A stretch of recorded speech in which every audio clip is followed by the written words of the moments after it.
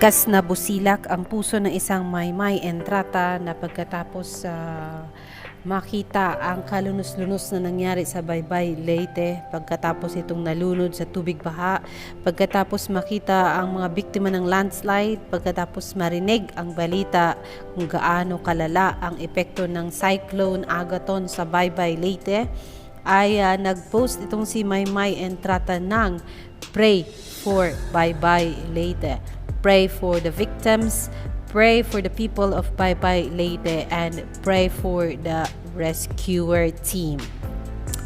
Ito ay ang post ni Maymay Entrata kanina lang sa kanyang Instagram post at talagang nananawagan siyang ipanalangin ang mga tao na nakatira sa Baybay, Leyte.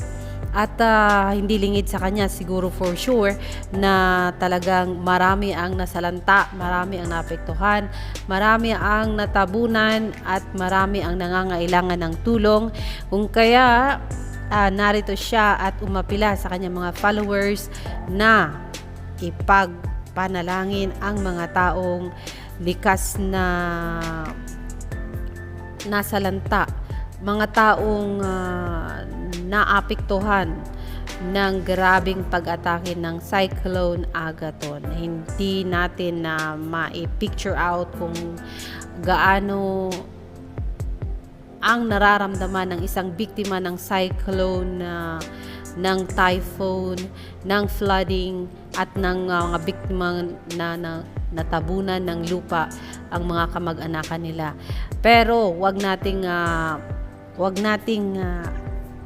ipagkait sa kanila ang prayers na kailangan nila. Malayo tayo sa sakuna, malayo tayo sa ganitong klase ng disaster at tayo ngayon ang kailangan nila para ipag-pray sila na sana ma-settle na ang lahat at maramdaman nila ang pagmamahal ng Panginoon at ng taong bayan sa pamamagitan ng mga taong mag-e-extend sa kanila ng tulong.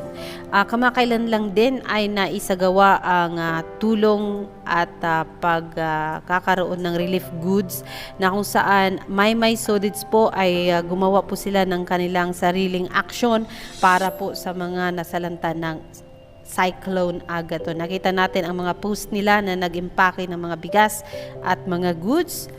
For sure na isagawa nila ito dahilan sa alam naman nila kung gaano ka busilak ang puso ni Maymay, kung gaano ang pagmamahal ng isang Maymay Entrata sa mga taong nagiging biktima ng disasters. Kasi hindi naman ito ngayon lang nangyari at noon pa man ay nakita nila na si Maymay ay talagang namimigay ng tulong, hindi nga lang niya ipinapakita sa social media. But yes, isang malaking tulong na rin itong ginawa ni Maymay at ng for sure marami ang mananalangin para sa Baybay, Leyte, and for sure marami ang mag-e-extend ng tulong. It's better nga daw to give than to receive. Alexander Lexer Juice, see you in my next mga Kamay Word and Kamay Solid.